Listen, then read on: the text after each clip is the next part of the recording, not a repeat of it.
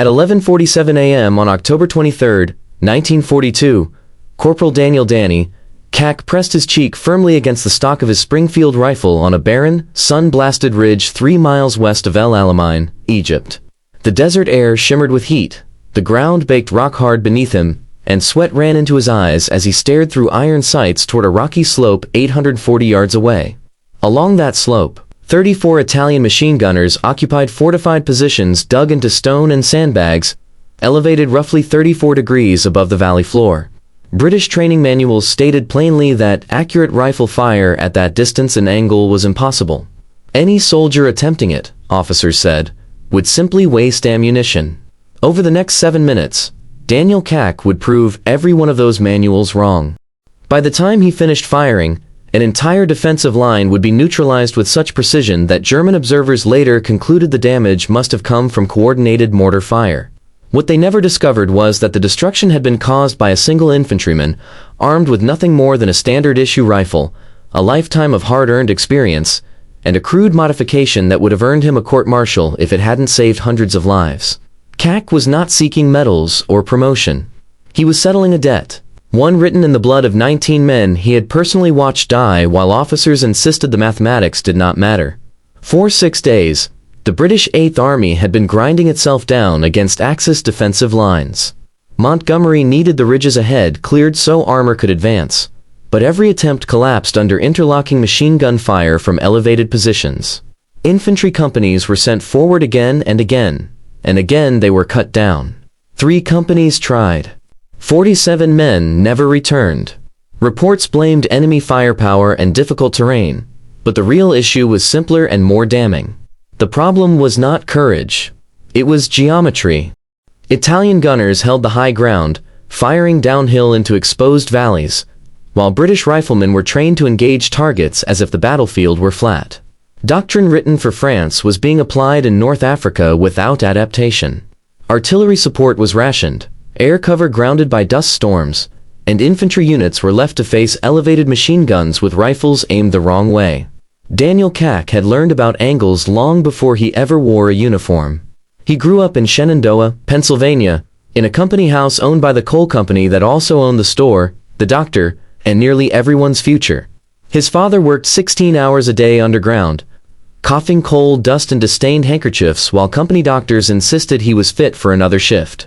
CAC entered the mines at 14, crawling through shafts so low he moved on his belly, carbide lamp strapped to his forehead, breathing air that felt heavy enough to crush his chest.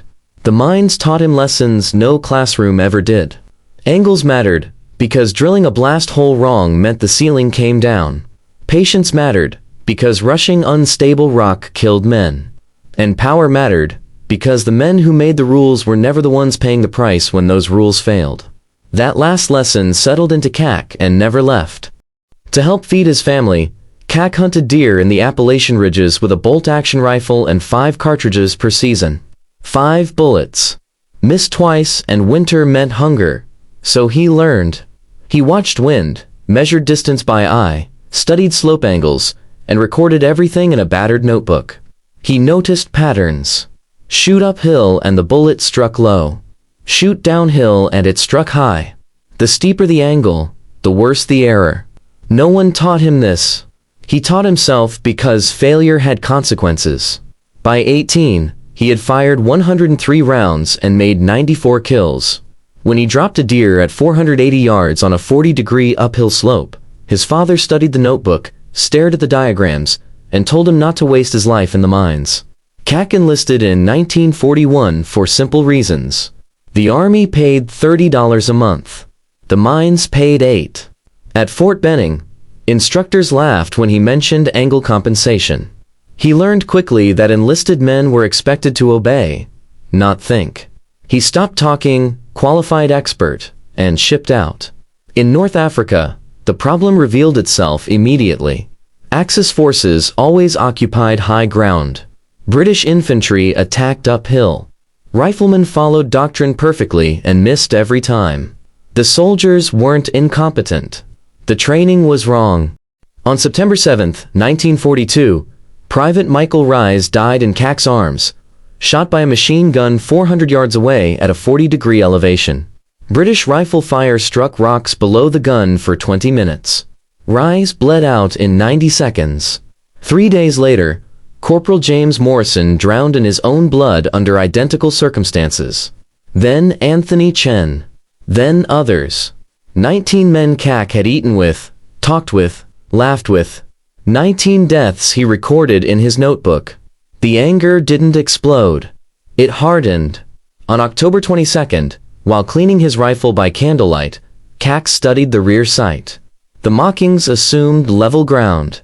He realized that if he bent the sight bracket forward, even slightly, the rifle would shoot high at all ranges. It wasn't elegant. It wasn't approved. But it might work. Unauthorized modification meant prison. CAC decided prison was better than watching more men die. The next morning, Italian machine guns halted the advance again.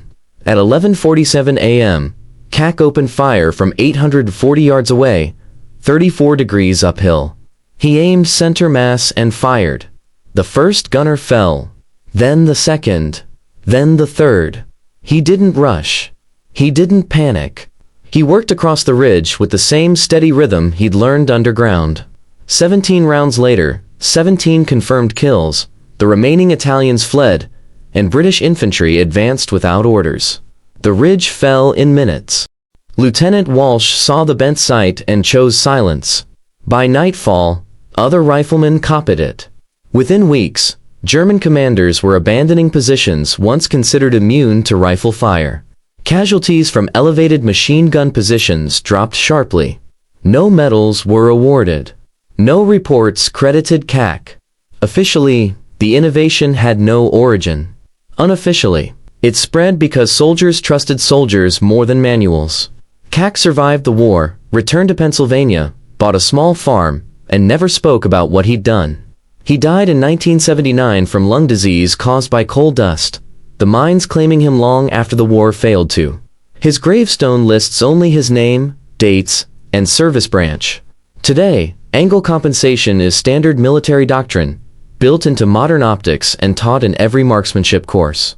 The math came from a coal miner with a notebook who decided regulations mattered less than lives, proving that impossible usually just means nobody tried the right angle yet.